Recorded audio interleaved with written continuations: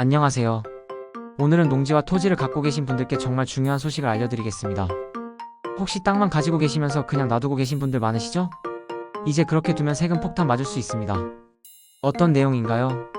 2025년부터 농지와 토지에 대한 보유세, 즉 종합부동산세와 재산세 부담이 크게 올라갑니다. 특히 실제로 이용하지 않는 땅, 예를 들어 그냥 보유만 하고 있는 농지, 건축계획 없이 갖고만 있는 임야나 토지, 이런 땅은 세금이 훨씬 더 무겁게 나옵니다. 왜 이렇게 바뀌나요? 지금까지는 땅을 보유만 해도 세금이 비교적 낮았습니다.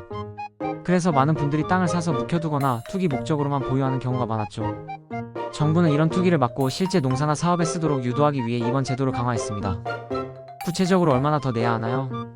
종합부동산세는 원래 일정 기준을 넘는 토지에 부과되는데 2025년부터는 세율이 올라가고 과세 표준도 높아집니다.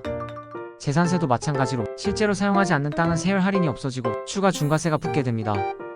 예를 들어 예전에는 농지라고 하면 상대적으로 낮은 세율로 과세되었지만 이제는 직접 농사를 짓지 않으면 일반 토지와 비슷한 수준으로 세금을 내야 합니다. 더 엄격하게 점검한다?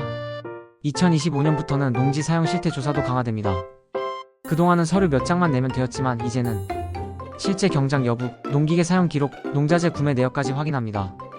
만약 허위로 신고하거나 실제로 농사를 짓지 않는 땅을 농지로 신고하면 과태료나 추가 세금 추징을 받을 수 있습니다. 신고 조사도 확대됩니다. 정부는 앞으로 매년 농지와 토지 전수 조사를 하겠다고 발표했습니다. 특히 농지은행, 국세청, 지자체가 협력해서 조사를 진행할 예정입니다. 한마디로 이제는 땅을 숨길 수 없다는 뜻입니다.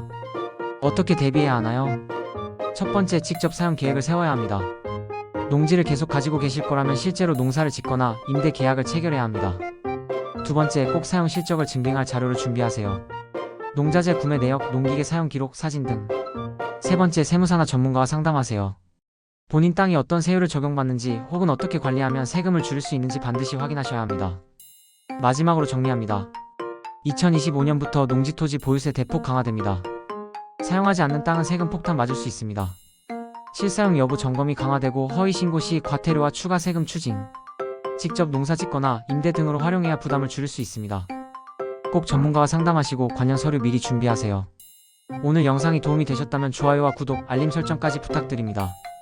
주변에 땅 가지고 계신 가족이나 지인분들께도 꼭 알려주세요. 감사합니다.